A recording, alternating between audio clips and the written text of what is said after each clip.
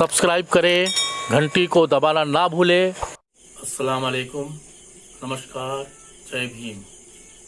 UV TV India से मैं तारिक हुसैन आपके समक्ष एक नया वीडियो लेकर प्रस्तुत हुआ हूं। आज हमारे साथ है बहुजन क्रांति पार्टी के युवा विंग के अध्यक्ष, जो मध्य प्रदेश बहुजन क्रांति पार्टी के अध्यक्ष हैं।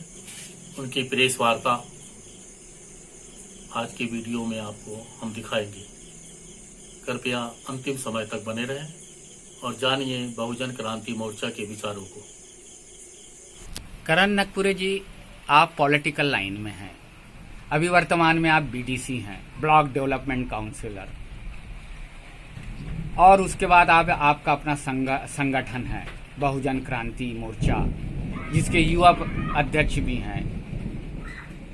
आप क्या प्रगति कर पाए? आपकी पार्टी कितनी प्रगति कर पा रही है, और क्या विजन है, क्या मिशन है, वो तो हमको उस हिसाब से दिख नहीं पा रहा है जो दिखना चाहिए धरातल में। किस तरह से चला रहे हैं आप ऑर्गेनाइजेशन? आप इतने बड़े लोगों से कैसे लड़ पाएंगे जिनके पास धन बल सब है? सबसे पहले यूबी टीवी इंडिया में मुझे बुलाने के लिए आपका धन्यवाद।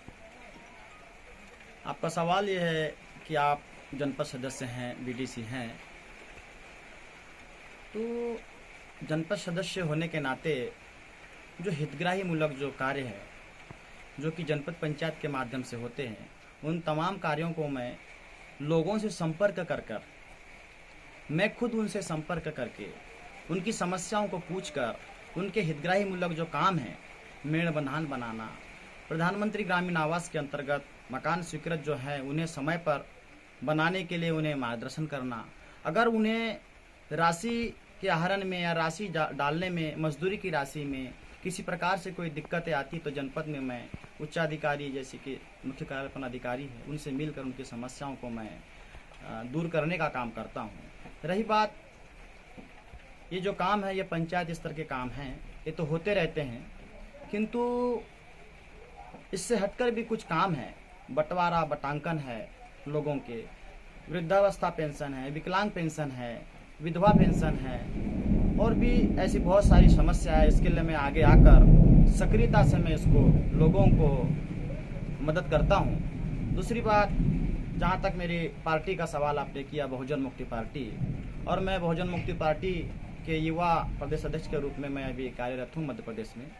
बहुजन मुक्ति पार्टी इलेक्शन लड़ने के लिए मात्र नहीं बनाई गई है। जब बहुजन मुक्ति पार्टी एक आंदोलन चला रही है, और ये आंदोलन आज़ादी का आंदोलन है। आज़ादी के आंदोलन में क्या आप आज़ाद नहीं मानते? देश तो आज़ाद हो गया, अंग्रेज भगा दिए भाई। बिल्कुल आप मान सकते हैं, लेकिन मैं नहीं मानता हूँ, क्योंकि 14 अगस्त 1947 को जो अंग्रेज गए वो विदेशी थे।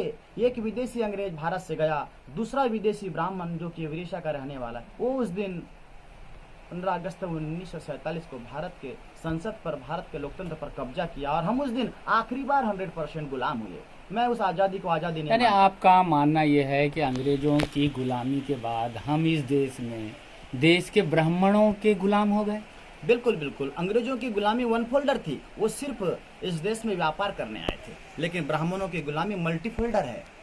धार्मिक रूप से हम गुलाम हैं इस देश में, सामाजिक रूप से गुलाम है इस देश में, राजनीतिक रूप से हम गुलाम है इस देश में, आर्थिक रूप से गुलाम है इस देश में, और इससे बड़ी गुलामी है मानसिक गुलामी। मानसिक रूप से भी ब्राह्मणों ने हमारे समाज को गुलाम करने का काम किया है, और वर्तमान में भी हमारा जो बहुजन समाज है आज शोषित पीड़ित जो जिंदगी जी रहा है, ये ब्राह्मणी व्यवस्था के कारण है। 15 अगस्त 1947 को जो संसद पर भारत के नहीं, आप ब्राह्मणों का तो बोल रहे हैं, लेकिन संविधान निर्माता तो बाबा साहब अम्बेडकर हैं। संविधान हमारा बड़ा अच्छा माना जाता है विश्व में। बिल्कुल बिल्कुल। ये सारी चीजें हैं। मुझे आप जो कह रहे हैं कि हम ब्राह्मणों के गुलाम हैं, इसको कैसे हम इसको मान लें गुलाम? जी जी, देखिए कैसे गुलाम हो गए? भारत में संविधान है, हाँ। और डॉक्टर बाबा साहब अम्बेडकर ने संविधान लिखा, लेकिन संविधान चलाने वाले जो है इस देश में वो चंद मुट्ठी भर लोग हैं। संविधान हमारे पक्ष में है यानी 100%। यानी आपका कहना है संविधान का इम्प्लीमेंट नहीं हो रहा है। बिल्कुल नहीं, यानी गलत implementation अंतिम हो रहा आदमी तक जो संविधान में जो एक नागरिक का अधिकार है वो अंतिम नागरिक तक नहीं मिल पा रहा है। बिल्कुल नहीं। संविधान यानी के- संविधान पूरी तरह से लागू नहीं है, ये कहना चाह रहे हैं क्या आप? बिल्कुल बिल्कुल 1% भी संविधान लागू नहीं है, मैं ये कहना चाहता हूँ। अगर संविधान लागू होता है इस देश में तो प्राइवेटाइजेशन नहीं होता। आज जो शिक्षित बेरोजगार जो लड़के हमारी SC ST OBC और माइनॉरिटी के हैं, आज दर दर की ठोकरें खा रहे। कोरोना जैसे संकट जो कि सोची समझी साजिश के तहत इस देश में लाया गया है। कोविड-19 सोची समझी। बिल्कुल बिल्कुल एक षड्यंत्र के तो तहत ये तो इसको लाया गया। आर्टिफिशियल वायरस की बात कर रहे हैं आप। नहीं, लेकिन ये चीन से जब लाया गया, ये मुझे ये बताइए, ये वायरस नेचर है या आर्टिफिशियल है, ये कैसे आप डिसाइड कर लेंगे? ये आर्टिफिशियल हो या नेचुरल हो, लेकिन ये भारत में नहीं था। यहाँ आने के पहले ये चीन में था। चीन से जिन लोगों को लाया गया वो भारत की सरकार ने लाई। जिनको लाया गया हवाई अड्डे अच्छा, पे, अच्छा, उनको अच्छा, स्क्रिप्ट right. था वहाँ पर, उनको वहीं पर क्वारंटाइन करना था। गवर्नमेंट ऑफ इंडिया ने उस पर कंट्रोल करने के लिए या सावधानियां जो होनी चाहिए थी वो प्रॉपर रूप पे नहीं कर पाई, ये नहीं। कह रहे हैं आप? तो ये तो साजिश है। हाँ, जब 100 मरीज थे आपके हाँ। कोरोना के, तब आपने बहुत बेहतरीन तरीके से लॉकडाउन लॉकबंदी किया, लॉकडाउन किया। हाँ। आज जब 2 लाख से 3 लाख के लगभग हो गए, तब आप सामान्य कर दिए हैं। तो ये क्या हो रहा है? तो यही मैं कहना चाह रहा था कि संविधान हमारे पक्ष में है, लेकिन व्यवस्था जो भारत की है, जो सिस्टम है, वो हमारे खिलाफ में है। इस वजह से समाज जो आज इस देश का राजा होना था, जो इस देश का मालिक होना था, जो हमारे पुरखे इस देश के राजा महाराजा थे, आज हम उनके जो आल औलाद है, उनकी जो पीढ़ी है, आज हम इस देश से भिखारी से बदतर जिंदगी जीने को मजबूर है।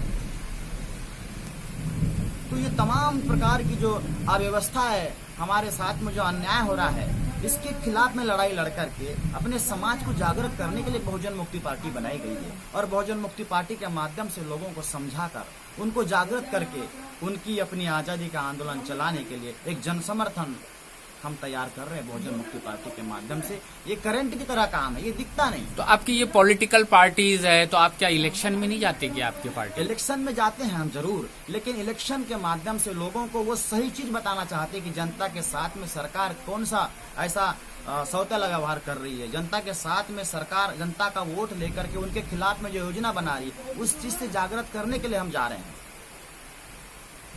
उसको जागृत करने जा रहे हैं। तो मतलब आपका मूल रूप से ये कहना, मैं जो मेरी समझ में है, मैं जो समझ रहा हूँ, आपका कहना है कि संविधान पूरी तरह से लागू नहीं हो रहा है। जो संविधान में अधिकार दिए गए हैं वो OBC या देश के लोगों को संविधान से लाभ नहीं मिल पा रहा, लागू नहीं होने की वजह से। बिल्कुल बिल्कुल। देखिए, मैं OBC से हूँ, हाँ। मैं बहुजन समाज का हूँ और OBC कैटेगरी से हूँ। OBC के लिए जो मंडल कमीशन बनाया गया, मंडल कमीशन के खिलाफ में 16 नवंबर 1992 को सुप्रीम कोर्ट ने डिसीजन दिया था। और उस डिसीजन में OBC के खिलाफ में 4 बड़े डिसीजन दिए गए। पहला डिसीजन ये कि BP मंडल की अध्यक्षता में जो मंडल कमीशन बनाया गया, उसने देश भर में घूम घूम करके 6,743 जातियों को उसने ढूंढा। उसमें से 3,743 जातियों को OBC के रूप में पहचान दिया, जो कि कुल आबादी का 52% था और अभी भी है। उसमें 1998 जाति को OBC की सूची में शामिल नहीं किया और 1745 जाति को OBC की सूची में शामिल किया। इस प्रकार से पहला जो हमारे खिलाफ में जो मंडल कमीशन में सुप्रीम कोर्ट ने जो डिसीजन दिया, वो पहला हमारे विरोध में दिया कि 3,743 जातियों में से मात्र 1998 जाति को OBC माना और 1745 जातियों को OBC नहीं माना। पहला। दूसरी बात, 52% OBC को 52% आरक्षण नहीं दिया मंडल कमीशन के आधार पर सुप्रीम कोर्ट ने 27% आरक्षण दिया। दूसरा हमारे खिलाफ में षड्यंत्र किया। कितना आरक्षण मिलना था? 52% जो OBC है। हम 52% OBC है, हमको 52% मिलना चाहिए। 100 कलेक्टर की पोस्ट अगर निकलती है तो 52 कलेक्टर OBC का होना चाहिए, क्योंकि OBC में 3,743 जातियां हैं। 100 चपरासी की पोस्ट निकलती तो 52 चपरासी ओबीसी का चाहिए। 100 पुलिया निर्माण के लिए अगर से निकलता है तो 52 पुलिया का ठेकेदार ओबीसी का होना चाहिए। 100 सीट अगर इंजीनियरिंग में मेडिकल कॉलेज में है तो 52 सीट ओबीसी के लिए होना चाहिए। ये संविधान कहता है। संविधान के आर्टिकल 340 में ओबीसी के लिए लिखा है डॉक्टर बाबा साहब अम्बेडकर ने कि जिसकी जितनी संख्या भारी उसकी उतनी भागीदारी। तीसरा षड्यंत्र मैं बताना चाहूंगा कि सुप्रीम कोर्ट ने ओबीसी के साथ में तीसरा किया कि ओबीसी के लड़कों को एजुकेशन में रिजर्वेशन नहीं मिलेगा, सर्विस में मिलेगा, लेकिन एजुकेशन में मिलेगा, लेकिन क्या किया, क्रीमिलर लगाया। क्रीमिलर ये लगाया कि जो उन्नत वर्ग में आएंगे उनके बच्चों को, जिसकी आय 1 लाख रुपए से ज्यादा है, उसके बच्चे को एजुकेशन में रिजर्वेशन नहीं मिलेगा। इसका मतलब ये हुआ क्रीम लेयर ले आया। क्रीम लेयर यानी जिसकी औकात थी अपने बच्चे को इंजीनियरिंग कराने की, डॉक्टर बनाने की, उसको बोला तुम्हारे बच्चे को पढ़ने का अधिकार नहीं है। और जिसकी औकात नहीं थी पढ़ाने की उसको बोला कि तुम्हारा बच्चा पढ़ेगा। इसका मतलब ये हुआ कि जिसके दांत थे उसको चना नहीं दिया और जिसके दांत नहीं थे उसको बोला कि लो चना लो। इस प्रकार से ओबीसी के साथ में ये षड्यंत्र किया गया। ये मंडल कमीशन जो बना था 1979 में और 80 में रिपोर्ट सौंपा बीपी मंडल ने, और मोरारजी भाई देसाई की सरकार थी उस समय 1977 में जो बनी थी, उसने हमारे साथ में अन्याय किया। मंडल आयोग जो बना था अपना, वो तो वीपी सिंह की गवर्नमेंट थी। नहीं 1977 में हाँ। जनता पार्टी की सरकार बनी और पार्टी तब मोरारजी देसाई ने कहा था अपने अभिवचन में कि हमारी सरकार आती है तो हम काका कालेलकर आयोग को लागू करेंगे। काका कालेलकर आयोग 1953 में बना था, लेकिन सरकार बनने के बाद जब ओबीसी का प्रतिनिधिमंडल मोरारजी देसाई के पास जब गया तब उन्होंने कहा कि मंडल कमीशन काका कालेलकर आयोग आप लागू कीजिए। तब मोरारजी देसाई ने बड़े चालाकी से कहा कि काका कालेलकर आयोग की रिपोर्ट पुरानी हो चुकी है, अब बदली हुई परिस्थिति के साथ बदली हुई रिपोर्ट हमें चाहिए। तब 1979 में मंडल कमीशन बनाया गया, मंडल आयोग, मंडल कमीशन। और बिहार के जो बीपी मंडल थे उनको इसका अध्यक्ष बनाया गया जो कि यादव थे। और 1979 में बीपी मंडल ने और उनके कमीशन के लोगों ने देश भर में घूम घूम करके जब पता लगाया तो 3743 जातियां ओबीसी में पाई गई और सरकार को बीपी मंडल कमीशन जो है मंडल कमीशन की रिपोर्ट सौंप दी गई। लेकिन जैसे ही सौंपी गई तब जनता पार्टी की जो सरकार थी वो जनसंघ के समर्थन से बनी थी। जनसंघ के 98 सांसद उसको समर्थन दिए थे। इसके नेतृत्वकर्ता अटल बिहारी वाजपेयी जी थे। उन्होंने दबाव बनाया कि मंडल कमीशन हम लागू नहीं होने देंगे और आखिर में 1980 में जनसंघ के 98 सांसदों ने अपना समर्थन वापस लिया और मोरारजी देसाई की सहमति से जनता पार्टी की सरकार को गिरवा दिया गया अटल बिहारी वाजपेयी और मोरारजी देसाई के माध्यम से। संविधान में तो ओबीसी के लिए भी आरक्षण है। देखिए ओबीसी के लिए जो आरक्षण है वो कागज पर है, प्रैक्टिकल में नहीं है। अगर होता तो हमारे ओबीसी के 52% के हिसाब से आपको आईएएस, आईपीएस, आईएफएस, आईआईआरएस जो है वो सारे दिखते आपको, लेकिन नगण्य है। आप ये बताइए जैसे हमारे बालाघाट जिला जहाँ पर लोधी, कुनबी, कलार, मरार, पंवार और भी अन्य समाज है, कितने नाम गिनाए, ये सारे ओबीसी में आते हैं। इनमें से कितने आईएएस, आईपीएस, आईएफएस और आरईएस अधिकारी, ये कितना है अपने जिले में? ऐसे कोई डाटा वाटा है क्या आपके? हमारे जिले में तो आईआरएस जो है एक मुझे पता है हमारे ओबीसी लोधी जाति से, लेकिन डाटा मैंने नेशनल लेवल पर निकाला तो बहुत ही कम, लगभग 52% का 1% आईएएस, आईपीएस जो फर्स्ट क्लास रैंक के अधिकारी है वो हमारे ओबीसी की 1% बड़े मुश्किल से हैं। 79.9% फर्स्ट क्लास रैंक के अधिकारी में ब्राह्मण और तत्सम जाति के लोग हैं।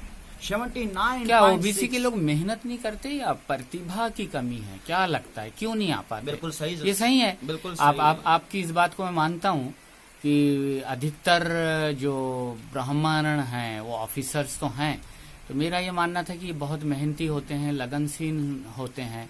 आपकी भाषा में बोला जाए तो सरस्वती का बड़ा इनको योगदान होता है।